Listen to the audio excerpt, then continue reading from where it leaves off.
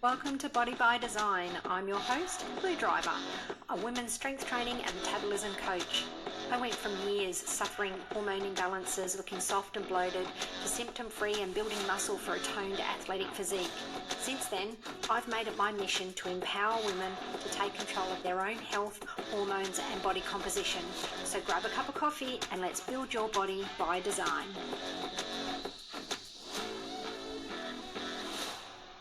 Hello, everyone, and welcome back to the Body by Design podcast. Have you heard about the carrot salad and wondered what all this fuss is about? I've personally been eating the carrot salad every day for about, I think it's 6 years now, a long time. And it has served me well. And I certainly know that where I go through times where I get a little bit slack with it, I feel it. So what is the fuss about the carrot salad? For those of you who are new to pro-metabolic way of life and food, a lot of it stems from the workings of Ray Peat, and the carrot salad is one of those. But if you're following a lot of women's health pages, hormonal health pages on Instagram, my page, you will see the carrot salad mentioned quite frequently. I think we underestimate the power of simplicity in life. We are so accustomed these days to big wow factors, things being complex, big processes that fix things. And sometimes it really is just really simple things. And a lot of the pro-metabolic ways are about that, getting back to the simple, normal things that our body need, going back to the olden days. Things like sunlight, eating enough calories, eating normal foods, just getting away from all the additives and preservatives, not eating seed oils that are all processed and manufactured, and just getting back to good old saturated fats. And you will see an amazing improvement on your health, your hormone balance, perimenopause symptoms, energy levels. One of the things in the pro-metabolic space is the carrot salad. So where do we start? What is all the fuss about? What was Ray Peat talking about when he spoke about the carrot salad? And I'm going to try and simplify things for you, because I think when you go diving into the web and you start listening to Ray Peat, he's such a wealth of information. However, he is quite technical, and sometimes it can really weigh you down to understand really what he's saying. So I'd love to just simplify it for you here. So who can benefit from a carrot salad? Those predominantly, look, anyone can. It's great for men as well, but I think women are very sensitive in their hormone issues, histamine issues, energy issues, constipation, diarrhea, digestion, all those types of things that seem to plague us, particularly when we get towards the 35, 40 plus age. Perimenopause starts hitting and we start feeling a lot more of these things. People might be aware that they have low thyroid function or a low metabolism. The carrot salad is one of those foundations that can assist. So the job of our liver is to eliminate excess estrogen and endotoxins in our system. And when our liver is overburdened, it can cause inflammation, endotoxin buildup, lowered thyroid function, estrogen dominance. These are all the things that can come out of having an overburdened liver. Now, what creates that? When we're feeling all these symptoms, it is generally from a bacterial overgrowth in our intestine. When we have that bacterial overgrowth in our intestine, it produces, sorry, I've got a cat walking all over my computer here. It produces excess endotoxins in our system. It produces a lot of inflammation. It slows down the energy production systems of our cells. And all this leads to the chronic inflammation and the hormonal imbalances like your estrogen dominance and low thyroid and all the things that come from that. And this then in turn overburdens the liver. and a lot of our systems don't function well from there. So why carrots? What is it that carrots can do to help with this bacterial overgrowth? It's the particular fibers that a carrot is made up of. Have you ever noticed that when you put a carrot in the fridge, it doesn't ever actually go moldy? It doesn't have any bacteria growth on it or anything like, or fungus or anything on it, mold. It just kind of shrivels up and gets wilty. And that is because of the fibers in it are antibacterial and antifungal, specifically because it grows underground in soils full of all of these fungi and microbes and everything in a dark, moist environment where they thrive. And for a carrot to grow and thrive and be at its healthiest, it needs to be able to protect itself against from this. So the carrot, actually, that's its optimal environment, is in amongst all of that, and yet it doesn't succumb to it. So these fibers can put that into our intestines and help fight that. The fibers are also quite absorbent. So it's like they mop things up and soak things up and help take them through your intestine. It's like these fibers are inside like a little scrubbing brush. So when they get in there, they're going to do things like it binds and soaks up things like estrogen, serotonin, histamine, does all these things to help move it, to help soak them up and move them through our digestion. It's also got the antifungal and antibacterial properties, which is dealing with all of the endotoxins as well and taking all of that out of our digestion and out of our bodies, therefore allowing our liver to continue to clear our systems and push out more endotoxins and excess estrogen. So it's a way of assisting our liver. And when our liver isn't overburdened, our thyroid functions better, our hormones start to produce better. So ultimately, by doing this, the efficiency of our progesterone and testosterone production is going to increase.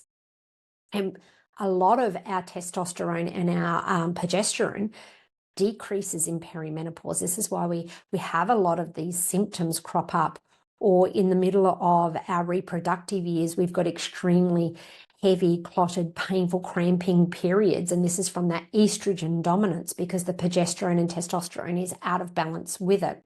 So we want to support our liver and thyroid by getting rid of these endotoxins and any excess estrogen that puts the progesterone out of balance, to make sure that our hormones can function well. And this is one way that we can do it, is with a carrot salad. How do you make the carrot salad? Carrot, vinegar and coconut oil and a pinch of salt. Really is that easy. One of the tricks to it is, though, we want to keep the integrity of the long fibers intact as much as possible. So grating it or peeling it with a peeler lengthways is the best way to do it. So if you do it with a peeler, you end up with long ribbons. If you're going to grate it, make sure that you're grating it on the length as much as possible to keep those fibers intact. I personally prefer it grated. Ribbons are probably the gold standard. I do have a texture issue, so eating it every day, I did find the ribbons a bit much. So grating, I find it's more palatable for me grated. Either way, try and keep those long fibers. I would say around 100, 150 grams of carrots, so a medium to a large carrot or 2 small medium carrots is about what you want every day. Then add 5 grams of vinegar. Just stick to something like a white vinegar or a really clean balsamic vinegar. It doesn't really matter. You probably want to avoid apple cider vinegar. And I know that that's not going to be a popular point of view. However, unless you know exactly where those apples have come from, how they're treated, and how that apple cider vinegar, particularly the vinegar with mother, is made, you want to avoid them, because quite often It's the old, moldy, rotten apples that are passed on to people and companies that make cider vinegar. Rather than buying premium apples, they're buying the ones that aren't needed anymore at a cheaper price, and then they make the vinegar from there. And unfortunately, that means it has bacterias, molds and things in it, and you don't really want to be doing that. So try and avoid the apple cider vinegar. Stick to a nice, clean vinegar.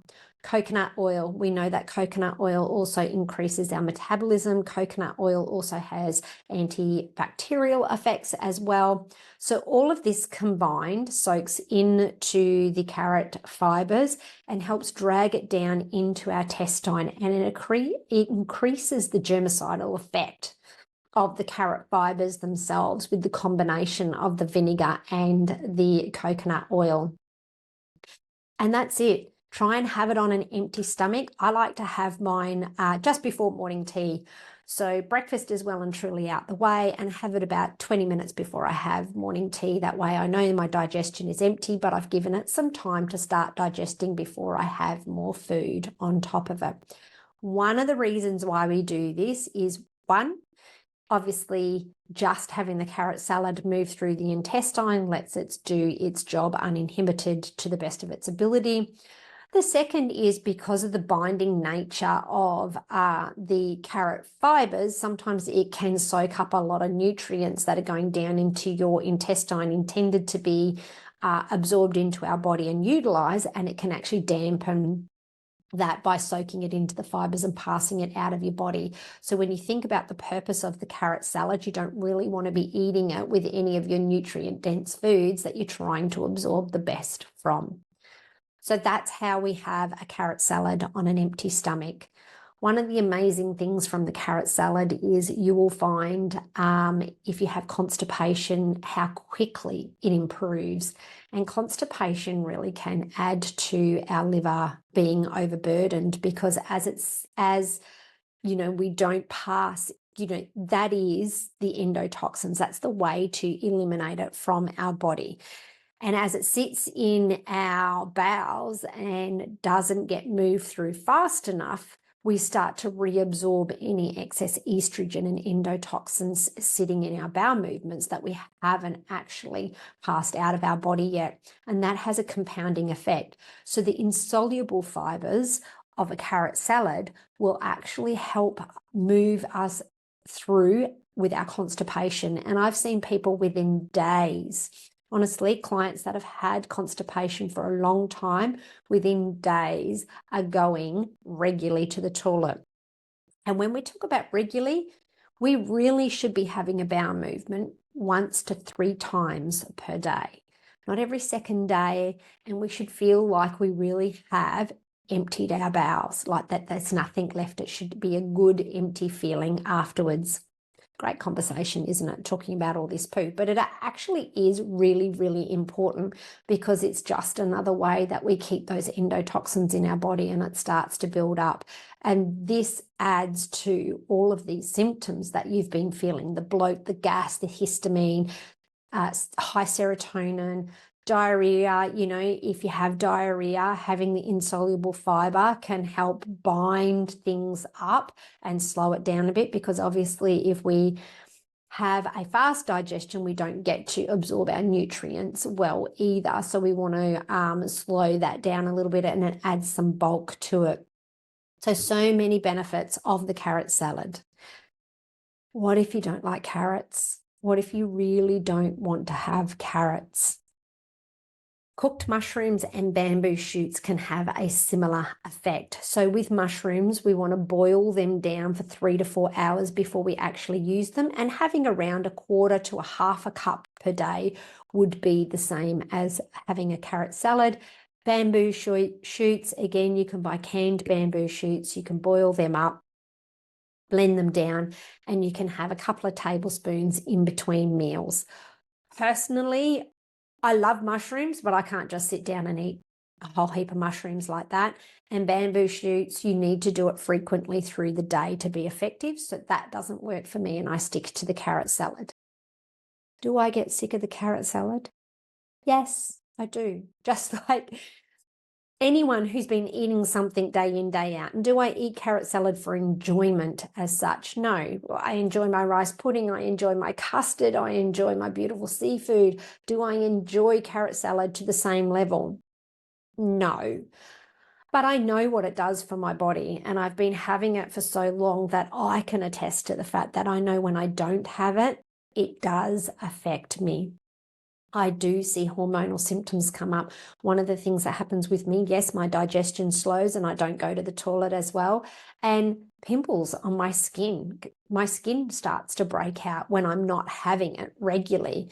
And as soon as I'm back on the carrot salad bandwagon, within a week, everything settles down again. So after 6 years, I can tell you this really does work. And it's such an easy, simple, cost-effective way to help support your health and your hormonal status, all your balances.